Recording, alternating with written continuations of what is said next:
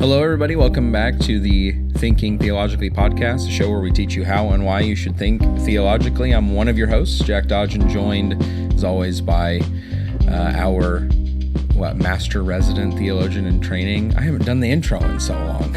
I know. Spencer Shaw. It feels weird, but oddly calming to do an episode back to our original format. I guess we're gonna switch back. Seems proper for at least a couple weeks, and then we're gonna do some weird stuff in the month of October.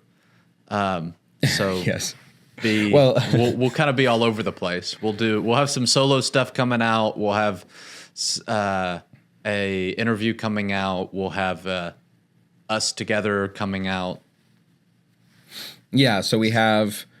We are taking a break with this episode from our Unseen Realm series, of which we have 2 more episodes. So Spencer will go back to doing the introing while I walk us through those last couple of parts. And then when we hit October, we'll have all sorts of everything politics for you. And then, as Spencer said, we also have an interview. We have an interview from the politics side that's lined up, but we also have a separate interview that we're not exactly sure when it'll go up, but we think you'll find that one rather interesting as well. So lots of stuff in the works, interviews, books, all kinds of series, everything like that. So, those times that we're gone because of illness or vacation or, whatever, we're still doing stuff. It never ends. That's right. Definitely, as Jack mentioned, be looking forward to when we finish up in the month of September. We'll finish up the spiritual realm related things. And the month of October, as he said, is all politics. Jack and I will do some solo stuff politics that is derived from a series on politics that we co-did at my congregation. During the month of July. We'll do some stuff together. I'll have a guest on to talk politics as well. We'll have at least one, maybe more articles relating to politics, all things politics, as we get closer to the election in the beginning of November. So make sure to tune in for that. A side note that's not related to anything, but might be helpful for some people in ministry thinking of the election.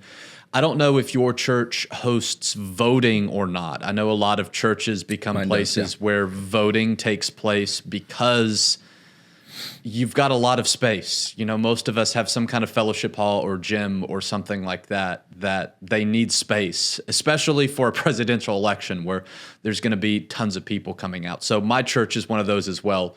We have voting in our fellowship hall that goes on. Something that we have started doing is we provide a little snack/refreshment table up at the front, especially for a presidential election where we have lines that will go out the building for that election. Some of the smaller elections, not so much the case, but the big ones will have people waiting a long time. And so trying to be hospitable, we'll have coffee in the morning because a lot of people will show up very early before they go into work to vote as soon as it opens up I think we open up at 8. I don't know if that's universal, but we start about 8, I think. Anyway, consider doing that if you have voting at your church. People notice it. We didn't do it for the last little small local election. And we actually had people asking, where are the snacks? Where's the bottled water? Where's the coffee? They really appreciated it. And even the guy who oversees the voting here, who gets it all set up and is the, I don't know what, he's got some kind of title for what he does of making sure that everything runs smoothly and legally. Had mentioned how he'd never seen anything like that, and he thought it was so great that way we were showing hospitality. And that I'm not bragging on myself. I stole that idea from somebody else. So it's not original with me, but I knew somebody else that was doing that and had similar results. So steal from me what I stole from another minister. I'm sad to say I don't remember who I stole it from, but some conference I was at. Anyway, Yeah. but we're not talking about politics in this episode. No, we'll have plenty to say about politics when we hit October. So, and we've already covered that somewhat with our spiritual realm things, tiny bit. And actually, there will be some crossover in one of my particular lessons when we hit in October about spiritual realm and politics. Today, we get to do something very unique for us. We have interviewed about a book before, but this is me getting to interview Spencer about his book. So Spencer's getting a book that is out as this episode is out here, and we wanted to share a little bit about why he wrote it and what it's all about. And it's possible, I'm not sure exactly how we'll do this, but you may get a little sneak peek of at least first chapter or something like that with this book as well. But, we want to encourage you to check those things out. Proud of Spencer for getting a book out, something I want to do at some point. Who knows? maybe one day we'll flip flop and have Spencer do the intro for a book that I put together, whatever that is. But today we're talking about his book, Cultivating Culture, Creating Spirit-Powered Churches for the Future. And I'll just do a little bit of question asking here and let Spencer kind of run and talk about his book here. So, Spencer, why don't you just tell us what this book, Cultivating Culture, Creating Spirit-Powered Churches for the Future is all about. Describe it for us. So it's asking questions about the type of cultures that churches cultivate. And I'm going to talk about this a little later in the episode, but kind of my premise is that every church has a culture. Most churches don't realize that they have a culture, and so they don't do very much to try to cultivate a specific type of culture. And so the book is kind of diving into how do you cultivate a spirit-powered culture, and that's kind of my focus is a culture that is filled with the Spirit, a culture that's pursuing after Jesus, a culture that is rooted in Scripture and not just some other type of culture where we're pulling from all kinds of different places. I talk about in the book that as helpful as I think other models of leadership and organization can be, they can be helpful for the church. So it's at the end of the day, we are a Spirit-filled community. We're a community that pursues after Jesus. We are a community that lives in a different way than the world. And so while other models can be helpful in us thinking about how we do church, at the end of the day, we're called to be something greater and to kind of rise above that as a Spirit-filled community. And so the book is trying to tap into that aspect of who we are and the type of cultures that we have. And the way it does it is it goes through all of Paul's letters in the New Testament and asks the question, what kind of culture did Paul try to cultivate in this particular location? What kind of culture did Paul try to cultivate in Rome and in Corinth and in Ephesus and in Thessalonica and Galatia and Philippi? And I pulled together all of the pastoral epistles, so 1st, 2nd Timothy, and Titus. So Ephesus again with Timothy and Crete, but Paul's doing some different things there. I don't get into in the book. I did a little bit in the introduction, and then I got a recommendation from a friend to take it out. And I did a section on talking about authorship of these letters and why we're doing all of them that bear Paul's name and some of the scholarly stuff. And he rightly so thought for some that might be a little bit of a hindrance. So that's out of the book. But some of you listening may be more scholarly inclined to know that there is debate about what are authentic versus inauthentic, but we're taking them all as Pauline letters because they're all inspired by the Spirit. And at the end of the day, we're trying to create Spirit-powered church cultures that can move us into the future. More to say about moving us into the future here in a little bit. Right on. Yeah, as you were talking, I pulled it up, but before you said the Pauline stuff, Ephesians 4 is what came to mind of growing into the head, Jesus Christ, mature manhood, as the body, so that we're not tossed to and fro. And this idea of the culture that we're creating, some culture is going to influence us, and which one are we cultivating? So, yeah, very, very good. Paul comes to mind for a lot of things, I think, but good approach. Think of looking at how Paul, who wrote a significant part of our New Testament, and certainly was a large part of the growth and spread of Christianity to all these places, and seeing how he formed culture there. Nice. Okay. Why did you write this? Like, what was the thing for you that said that? Because as somebody who wants to write something, I'm waiting for that thing that says, "Hey, here you go." So, what led you to write about culture specifically? Well, not because I think I'm an expert on church culture. I want to get that out of the way. I just threw some ideas on paper and hope that they might help somebody. And I get what you're saying. I've always wanted to write a book. I've always felt gifted to write, had people, most of what I do in school is writing, and always been told, that I'm a pretty clear and concise writer. So that was always in the back of my mind. But it's very different between saying I want to write a book and being inspired to write something. Like, what am I actually going to write about? Yeah. And this actually came out of a sermon series. So at my church, our theme for 2024. So every year I do a theme that kind of guides our sermons throughout the year. And our theme is cultivating culture. I wanted to focus in on church culture. Why that came to my mind, I don't even remember now, because we're a year after I came up with the idea, because it would have been mid to end of 2023 when I decided on the theme and then started preparing for 2024.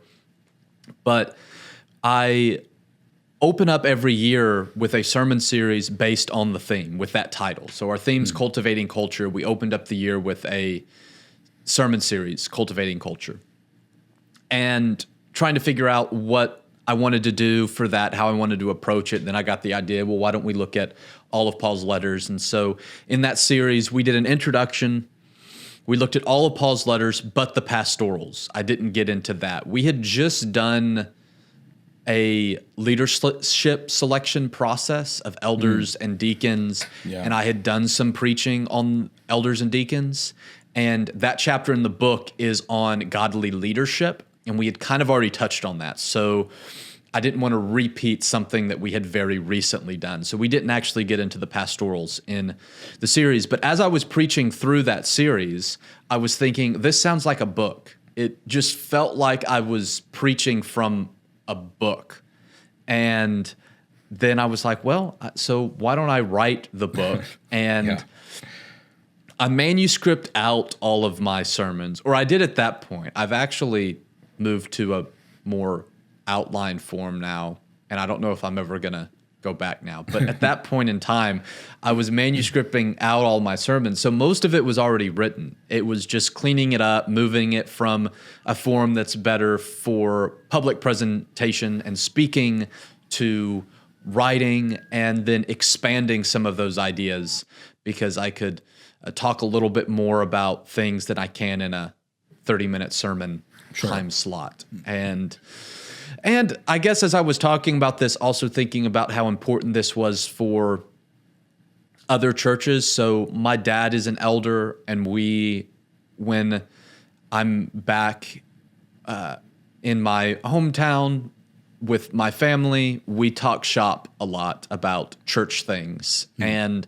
I just felt myself time after time thinking about telling him, you need to think about your culture. What type of culture are you cultivating that's going to help you get to where you want to get, instead of just thinking about, well, these are the problems, how do we solve these things? Of thinking about creating a culture that helps you to solve those and to become the type of church that you want to be. And so I thought, maybe somebody could benefit from these thoughts. So I wrote a book. Yeah. Okay. That kind of leads into this next question. Is I find myself in a similar spot. A lot of my friends are preachers, so even when we're out playing disc golf together or whatever, it's with a bunch of other ministers or teachers or whatever, and so we have these conversations about what we're seeing. And I don't know that we use the word culture specifically, but just kind of the vibes of how things are at our various congregations and stuff like that. Is that your primary audience? How accessible is this to kind of everybody? Is there a group that you're targeting specifically? What are you going for there as far as audience? Well, I'm not sure how successful I was, because that was very difficult on choosing an audience. So Okay. I'll say the primary audience is ministers / church leaders, because I argue a lot in the book that while everyone in a church helps contribute to the culture, I think leaders contribute more to the culture than anyone else. Mm-hmm. And even in the pastoral epistles section, I argued that preachers more so than any other leader. And I was like, that's not a kind of a hierarchy thing, or because I tend to be very anti hierarchy and very much more community. But when you have one person who's up in front preaching and teaching every single week, right, they're going to be able to influence at least the theological side of the culture more so than anybody else. And when you have leaders that are making decisions, even if they try to make decisions in a communal way of let's involve the church, at the end of the day, you have a group that are making the final decisions. They're going to influence the culture more so.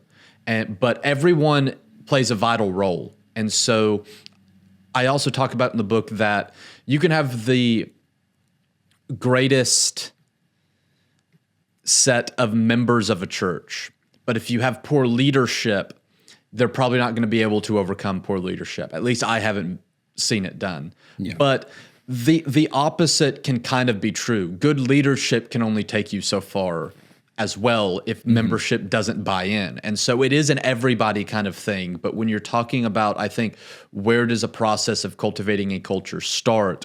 I would argue it starts with theology and worship. I'm very big on liturgical theology, that our theology flows into worship and worship flows back into theology. So it begins when we gather together to worship, which is where I think like a preacher who a lot of the time has a lot of say in the way the worship functions. And maybe you even have a worship leader that's involved in that process, depending on what church you're at. Yeah. That I think that's where it starts, and then it flows into leadership, and then it flows to the rest of the congregation. And I'm going to have more to say on that in a minute as well, when we talk about church culture in particular. But because everyone is involved in the process, I also tried to write it in a way where it's also applicable for every single member of a church, every single Christian, because they play a role in the culture of their church. And so I think there's something for everyone to learn and to glean and to take back to their church and what they're doing in their church. I think there's something for everybody there. But I also wanted to be, though it's for the average church leader and churchgoer, I wanted to be scholarly and historically honest in what I was doing. And so that shows up in a lot of footnotes. So when I talk about the Corinthian correspondence, I mentioned, well, 2 Corinthians is probably 2 letters, and there was probably at least one more letter that we don't have from references that Paul makes to previous things that he said to them that don't show up in 1st and 2nd Corinthians, and we're kind of left, well, when did he say this? And so trying to be honest on, hey, here's the background that I'm using to interpret. So I'm not just jumping into the letters with 21st century thoughts in mind, but I'm trying to take in the context. And when did Paul write this, and who was his audience? So in Ephesians, I talk a lot about in footnotes that we don't know who the audience is. And so Sure. I'm interpreting it more as a circular type of letter than with a particular intended audience in mind. And so I do try to tip my hat to the scholars out there who might be reading this. There's something in there for them as well, not just for the church, but in trying to be honest and upfront about that approach to Paul and Paul's letters. I think it's good. I've heard, and now experiencing it to some degree, being here 4 years, that there is, I've heard conversations about churches or congregations morphing around their preacher at some point. Like you said, not hierarchy, but the just exposure. When you've got a guy who's talking 2.5 hours every Sunday sometimes, and then again on Wednesdays, and just this constant, this is where a lot of the teaching comes from. And you kind of morph around that personality a lot of the time and all of that. And so there is maybe starts with leadership aspect of it, but like you said, can only go as far as the people are willing to go in their involvement or following and that kind of thing. And so it does take everyone. So, okay, that's good. Maybe initially you're like, I don't know, I'm not sure what kind of audience I wanted to hit. I think it's good to have the nods to the scholars that are like, hey, I am aware of these things in how I'm writing it, but also you don't need to know those things if you're reading it. You can just look at it and go. The average... And I don't mean this in a derogatory way, but the average person doesn't read footnotes. That's something that you learn to do in like grad school when you need to know where are they getting this claim from? Is it them making the claim or are they rooting, particularly when you're talking about historical stuff. So when I say, 1 Corinthians was written by Paul around this time, well, where am I pulling that from? And so I try to make sure in the footnotes, which probably only the scholars are going to read and wonder, where's he getting this from?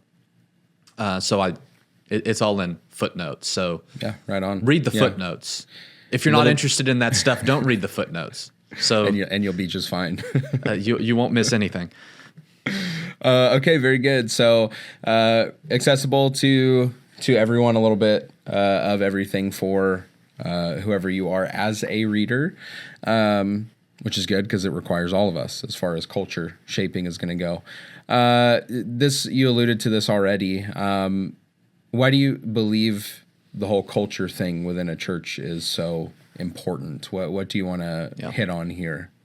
So I opened the book up in the first chapter by defining culture and trying to define what is it that we're talking about. And I use 2 definitions. One is from Wikipedia, and I note in the book that I know that's not the best source, but I think they do a good idea of defining what I'm thinking about when I'm thinking about culture. And Wikipedia defines culture as social behavior, institutions, and norms of a particular nation or group of people. And I use the United States as an example. So just think about there's certain social behavior that is acceptable and unacceptable in the United States. And it's going to be different if you go to Europe or if you go to Asia or if you go to Africa or if you go to Australia.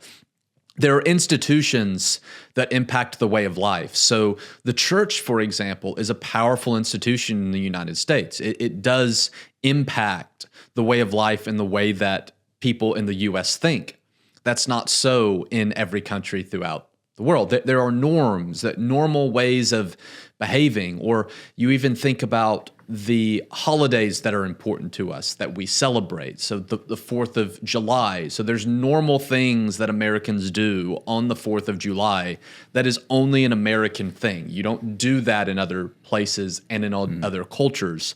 And even in America, we know that acceptable social behaviors, important institutions, normal ways of life change based upon where you live. So you live in the Bible Belt, the institution of the church is going to shape your life, even if you're not a part of a church, in a different way than if you're in another part of the country, and there might be other institutions.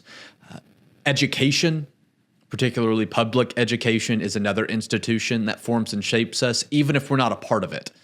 which is an important thing of culture. Even if we don't accept the culture, and if we're not a part of an aspect of culture, it still impacts us. So as Christians, we can say, and I think I give this example in the book, that American culture may say that sex before marriage with whomever you want is an okay thing to do. Now, the culture is a little sexist in the way it does that. Typically, it's okay for a man to do it and not for a woman to do it. But generally, it's not considered morally wrong, even if there might be a stigma attached to certain people doing it in certain ways. And we as Christians might reject that aspect of our culture, but in rejecting it, preaching about it, writing articles about it, engaging it, we're still being influenced by it, even if we choose to reject it. Wikipedia then goes on to say that these aspects of culture influence the individuals who make up those cultures by influencing their knowledge, beliefs, arts, laws, customs, capabilities, and habits, which is in essence everything that we do. And in the book, I highlight laws. So speed limits, for example, are laws that we have here in the United States that work very different than the laws as they reflect driving in other countries. You go to India, for example, and it's kind of a free-for-all out on the streets. And so you see the way that culture impacts the laws that we pass. Capabilities, I give the example of America has this mindset that you can just pick yourself up by your bootstraps and achieve anything you want to if you work hard enough. Now, I don't think that is necessarily always the case, though sometimes it may be. But the point that I make in the book is if you live in another culture that kind of tells you this is what you can do and this is what you can't do, you're going to limit your capabilities to say, well, that's only what I can do because that's what my culture tells me I'm capable of. But perhaps, and I just open up the possibility, you grow up in another culture, like an American culture that says you work hard enough, you can achieve it. You might realize that you're capable of more things. So what we're capable of is even influenced by our culture. The second definition that I give is from the sociology department at Texas A&M, which defines culture as a way of life of a group of people, the behaviors, beliefs, values, and symbols that they accept, generally without thinking about them, and that are passed along by communication and imitation from one generation to the next. And here's where I start to think about churches. It says that a culture is a way of life of a group of people. So any group of people, a nation, a state, a family, a church has a culture. It's the behaviors, beliefs, values, and symbols that are accepted by any group of people. So that includes the church. We have symbols like the cross. We have beliefs and values that we hold. We have behaviors that we believe are acceptable and unacceptable. And as a group, we agree on those things, which means that we have a culture. Now, what I highlight about their definition is that they highlight that we accept these things generally without thinking about them. And that's where, for me, the power of culture comes into play. That we accept certain things because our culture tells us to without thinking about them. And an example I give is tipping. You potentially could grow up and you watch your parents tip the waiter or the waitress every time you go out to a restaurant. They probably don't have to teach you to do that. When you become an adult, you start doing it because you saw it modeled for you. And you just accept it. You do it. Nobody actually had to teach you that you needed to do that thing. And that's the power of culture, whether it's in a country or in a church, is that there's things we accept without thinking about them. And the culture is passed on through two things: communication. So there's certain things we taught. You go to driver's ed and you learn the driving laws, communication for our culture. Imitation would be the parent tipping and nobody has to teach you. You just start doing that. And you think we do the same thing in church. You have people that are imitating generally the way the leaders do things, the way the leaders act, the way the leaders respond. But we also communicate our behaviors, our beliefs, our values through teaching, through preaching, through small group discussion, through other books that we might read and encourage. And we pass on our church's culture. And so what I draw from those definitions is a couple things. First, that every group of people, including the church, has a culture. So a church has a culture whether we recognize that we do or not. And that everything that is said and done in a church contributes to the church's culture. So there's nothing from the way our building looks to the way our parking lot is structured to whether or not the trash is taken out to the things that are said in prayers, the things that are said around the Lord's table, the songs that we sing, the things that we preach, the decisions that are made, that all impacts our culture. It shapes the way people think, what they believe, the way that they act, a lot of the times without them even noticing it. And sometimes we don't realize even the little things form a culture. How do we care about what we're doing? What kind of energy are we going to give to it? Why do we think about God the way that we do? Might even be the way that we, not the things that we say about God, but the temperament in which we talk about God could even influence the way that we think about God. I steal this from one of Scott McKnight's books. He talks about us both forming and being formed by a church's culture, generally without even thinking about it. So everything that we do, and that's for everyone in the church, forms the church's culture, but then the culture forms us. And so it goes both ways. An example that I give is you might have a culture that doesn't have a problem with gossiping. But if a small group of people in the church begin to gossip, that can then spread to the entire church. And so this small group forms a church culture of gossip that then makes the entire church begin to gossip. Even people that wouldn't have otherwise ever started gossiping, they do in that church because they have been formed by the culture. And so that's an example of how we both form culture and are formed by our culture. So the type of Christians that we are going to be is determined by the culture, church culture that we're a part of, but we play a role in forming that as well. And so it goes in both directions. And so here's why I think this is important. This is kind of the crux of why I wrote the book as well, is that the modern church is struggling. And I give a lot of statistics to point that out. Not that most of us need statistics to know that the modern church is struggling. And we tend to blame outside forces.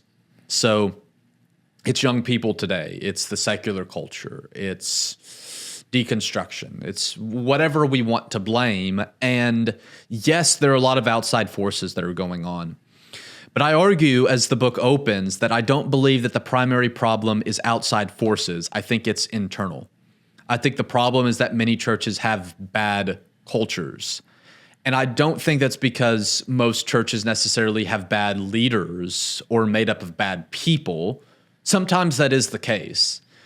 I think a lot of the time it's we don't realize that we have a culture, and we don't realize how important everything we do is to forming that culture. We sometimes just go through the motions and, well, it's prayer's important, but it's just a prayer. No, what's said in the prayer influences the way the church thinks about God. And so part of what I'm wanting to do with the book is just open our, even if you don't take any of the recommendations in the book, to open our eyes to the fact that your church has a culture, that culture is important, and everything you do, say, and every decision that you make influences the culture. Yeah, there's the word worldview comes to mind in part of what you're talking about here. Would you say culture and worldview are similar or the same thing or just kind of different? It's not a question that we had on the paper here, but that just came to mind. I don't think they're the same, but I think that they influence each other. So okay. Yeah. I would define worldview as it's the way that we view and think about the world. And so you think about how a culture you could think about maybe being more of so like Wikipedia talks about social behavior, institution, and norms. So it has a lot to do about what we do. A&M, a way of life, so the way that we live. But that then influences knowledge, beliefs, capabilities, habits, values, behaviors. It influences all of those things. So the way we think about the world is going to influence the way that we live in the world, and therefore it's going to influence our culture.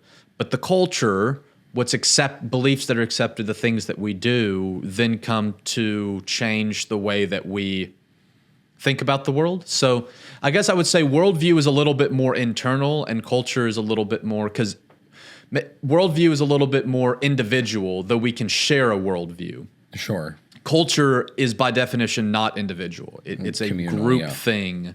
Okay. But a group can hold the same worldview. Sure. So I think that's we form culture and are formed by it. So yeah, our worldview forms our cultures, and our cultures form our worldview. Sure. Definitely. Okay. You can't separate the two. We have a worldview of an American because we live in an American culture, but that's a subtle distinction that I think I would make. Talking about the culture stuff, I was just thinking about where I'm at here, and this isn't worship necessarily, but this congregation has been around for a long time, and for most of their life have been extremely foreign missions oriented, of going to certain places, traveling certain places. Even I don't know if it was the two preachers immediately prior to me, the one before for sure, and I think the one before him, were both missionaries prior to returning here and then preaching. So that's very much ingrained within the church culture. But then there is this kind of shift now of, we have a lot of homelessness and all that stuff here. And so there's this kind of shifting culture of, that looks like what our mission should be more about now. And it's kind of interesting to watch and see how those two different kinds of thought processes, I don't know if that's worldview or not, but those two different things of, this is what we should be about, no, we should be more about this, and just try to watch those find a balance, or which one of those is maybe going to win out and all that. But that's very much part of our cultural makeup and how it's shifting here. So it's maybe an illustration of why this book is helpful in navigating those things, because we're constantly, maybe not constantly, but you have a culture and might be in the process of moving that culture, or trying to shift that culture and move it where it needs to go. Well, in thinking about the future. Go ahead.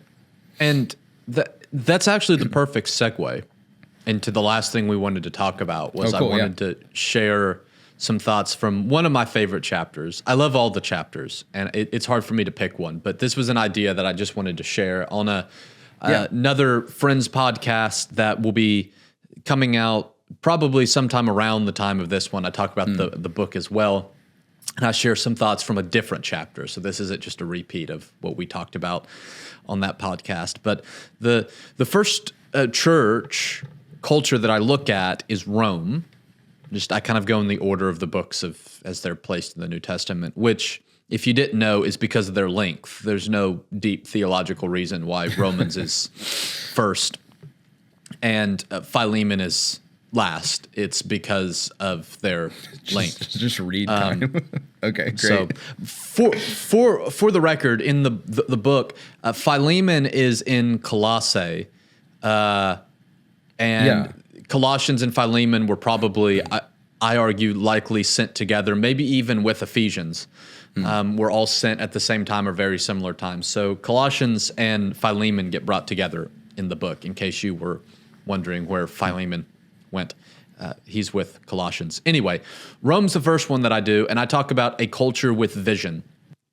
And so what I think the primary issue in Romans is it's a Jew-Gentile thing. Now, that's technically debatable in the historical interpretation of Romans.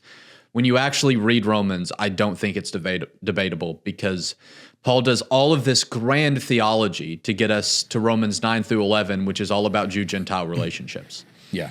And I think that's why he's writing, though he might be doing other things. But I think the primary lens of the book has to, and I've gotten in arguments with people about Romans because we all love Romans, and most people's interpretation of Romans does not take account 9 through 11 because we don't read that section. We get through chapter 8 and the theology, and we jump to the application in chapter 12, and we skip what I think Paul is trying to get us to is 9 through 11. And even in the application section, he deals with like eating meat, which is a Jew-Gentile type of thing, though it probably wasn't those dividing lines exactly. You probably had a mixture of both on each side, but it had to do with conceptions of God that would have been different, at least on some levels, between Jews and Gentiles. So in that concept, how was Paul dealing with these issues that are going on in Rome, which Romans was written, all the Jews were kicked out of Rome. And so you think of a church that probably began as a Jewish community and then began to incorporate Gentiles. Then all the Jews get kicked out of Rome, and it becomes a purely Gentile church for several years. The Gentiles are now in leadership. And then the Jews are allowed to return back to Rome. So maybe you have some of the original founders of the church who return back. You can imagine also some of the power struggle that was likely going on in Rome, as well as differences between Jews and Gentiles, that a church that started out Jewish then became Gentile, and now everyone's coming together again. And right after Jews are allowed back into Rome is when Paul writes the letter. So we can imagine all of this that's going on.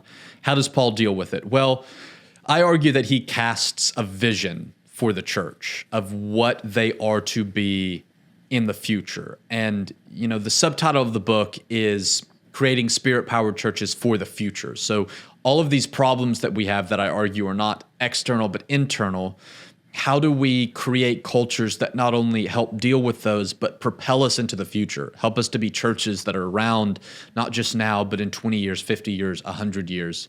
And to me, that's what I think Paul's doing in Romans, is he's trying to cultivate this culture that has a vision of where they're going. But to do that, he starts with the past. Here's who you were. Romans 1, not to get too much into how I interpret Romans, because I think it's circular. He does the same thing twice, but he goes individual level and then more cosmic level. I don't get into that in the book.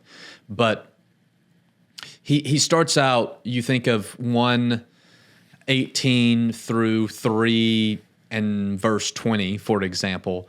He lays out for both Jews and Gentiles respectively, starting out with Gentiles, here's who you once were, which can kind of be summed up. You forfeited worship of the creator God for the creation, that which it has been created. And then he turns to Jews and he's like, you look down on them and judge them, but you're no better. And so he lays out, you were all sinners. That's who you were. So you were all in the same place. You all had the same problem, no matter who you are. So don't think that you're better because you're a Gentile or a Jew. It seemed the Jews kind of had this superiority complex and thought that they were better. Paul says, don't do that, because remember who you were. You were all in the same place. But in the present, you have all been forgiven through Jesus. You've been filled with the Spirit. You've been baptized into Christ. So the end of chapter 3, chapter 6, chapter 8. This is who you are now. And you're all the same. So 9 through 11, all of you who have faith in Jesus have been brought together in the present and made a new community empowered by the Spirit, whether or not you're Jew and Gentile. So you were all in the same place. You're still all in the same place, but it's in a better place because of what Jesus does. And then I think the application kind of becomes a little bit of a future thing of, okay, based on where you were and where you are now, what are you to do moving into the future? What does it look like to live as this new community, this new Israel, made up of both Jews and Gentiles that have been forgiven in Jesus and filled with the power of the Spirit? And then I focus in just on the beginning of chapter 12, because I think that kind of summarizes the entire application section of presenting our bodies not to the world, but as living sacrifices to God. And so I discussed that just a little bit, because the point that I want to make is not any in particular of those points of application, but just that when Paul casts a vision of who the Roman church is to be moving into the future, he has to make sure they understand their past and their present in order to understand where they need to go in the future. And so what I highlight is when churches think about vision, and all churches do, every church has a vision, or at least should. If you don't have a vision, if you don't know where you're going, you're probably not going anywhere. Yeah. And your vision is not the Bible. I've heard people say, well, our vision, our mission is the Bible. Yeah. No, that doesn't work, because there's a million different things in the Bible and you can't do them all. Every church cannot be great at everything. So, and every church is different. And that's why you need a vision. You need to know where you're going, what you're trying to do. So Jack, you gave, the example of part of that vision has to do with where is our mission? Is it somewhere else in the world? Is it local? Is there a right or wrong answer to that? Probably not, but you probably can't do both well. You kind of have to pick one. And so a vision, understanding where you're going, is going to be important. But what I argue is that you can't know where you're going unless you know where you've come from and where you are, which is why your example of who your church was versus who they are now impacts how you outreach moving into the future. So part of that vision moving into the future is understanding who you were, where you've come from, and who you are now. And I talk about, churches that a lot of the times what happens is we either don't cast a vision, or we cast a vision that we are unable to complete based upon who we are in the present. And I try to balance that. That doesn't mean we don't go out in faith and trust that God can do things that we couldn't imagine. But I don't say it quite like this in the book. I say it more eloquently. But that doesn't mean it's not a license to be stupid. And that God gave us reason for a reason. And I think he expects us to use it when we're casting a vision. And so like one example that I give of, a church that used to be a church of 1,000, that's now a church of 200, can't continue to cast the same vision that they did when they were a church of 1,000. It's just not going to work. Or a church that used to be in a community that was all white middle class to upper class, and that's what the church looked like, but then the demographics of the community change. It becomes very ethnically diverse. Let's say it becomes more lower class. And if the church continues to cast a vision based upon the makeup of their church in the past, it's going to continue to be a white middle to upper class church and never reach their community, because their community looks different. And I also talk about evaluating the things that we do. So I use VBS as an example of I'm one that doesn't think it works very well anymore, and thinking about, well, this is what we did in the past and it worked very well, and asking questions of why did we do it and how can we accomplish the same thing with the present makeup of our church and the present makeup of our community to accomplish the same things moving into the future. And the whole point is you can't do any of that unless you're honest with yourself. And so I talk about how a lot of churches vision with eyes closed. They're blind to the past and the present. And so they just create this fantasy future. And I say, we have to be honest, because we might not like who we were or who we are, but we have to come to grips with that if we're going to understand who we can be moving into the future. And I think that's where it starts, is with having some kind of vision that is made with eyes opened to the past and to the present, so that we know who we can be moving into the future. And last thing I'll say is a lot of that comes with listening. So I know a lot of churches struggle with younger people, and I think we're going to have an interview on that hopefully in the coming months to talk more about some of that that's going on. But listen to them. Listen to younger people, because the demographics of your church and of your community, the culture that they're living in, their worldview is changing. And so you can't continue to vision based upon the past. you have to be realistic about the state of the present, which means you might have to change some traditions that you hold very deeply and be willing to do that, or allow yourself to die in the next 20, 30 years because you cast a vision based upon an imaginary present that was really just a reflection of the past and can't live into the future. And again, the point of the book is to try to get churches to cultivate cultures and visions in a way that will allow us to be relevant and alive and existing 50 years from now. Well, hey, thanks for the interview.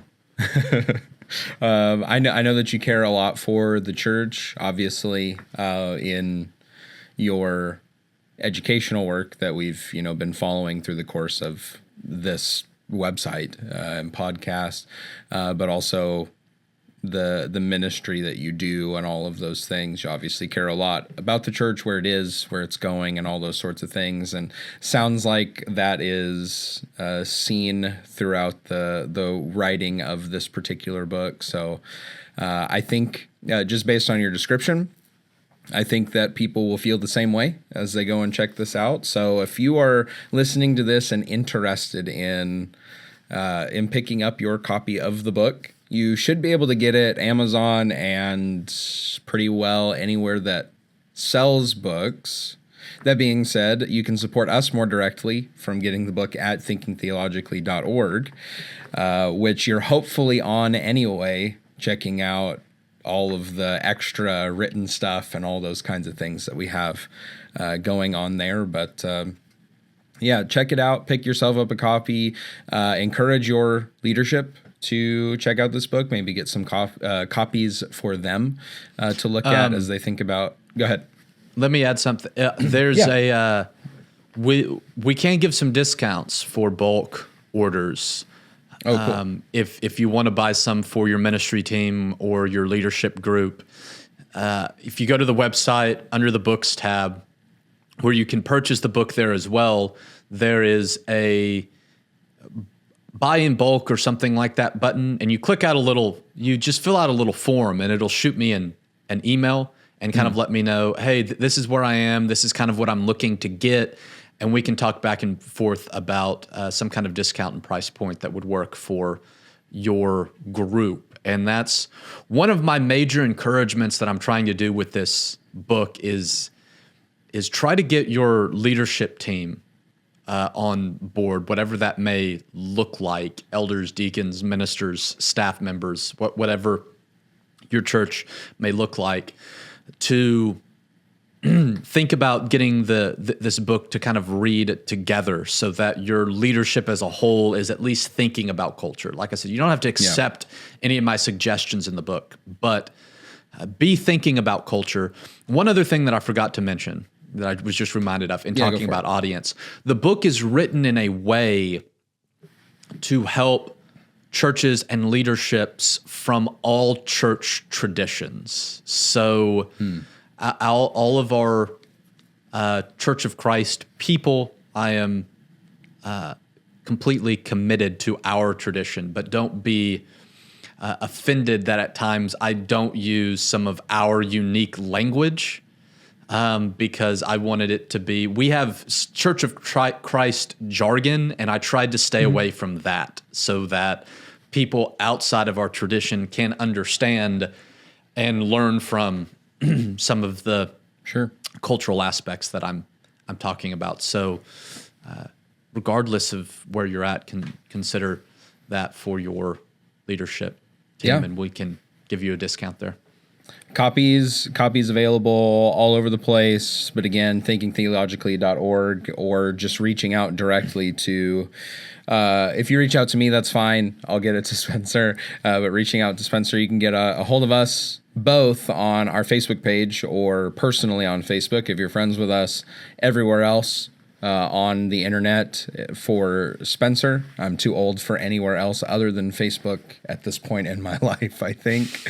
But you can get a hold of us there, get a hold of us through the the bulk tab and all that sort of stuff. There's contact info on thinkingtheologically.org as well. So check that out. Check out the book. And after you read it, let us know what you thought of it. And, comments, criticisms, arguments, all that stuff. We live for it. So send it all to Jack, though. Yeah, send it all to me. If you have criticism, send it to Jack. If you loved the book, you can reach out to me. Yeah, I'll filter it for Spencer so it doesn't hurt his feelings, so we get some more books in the future. Thanks for talking with us, Spencer, about the book, and looking forward to seeing what all comes next. So thanks for the interview. This has been our episode on the book Cultivating Culture, Creating Spirit-Powered Churches for the Future. I'm Jack, and that's Spencer. We'll see you next time.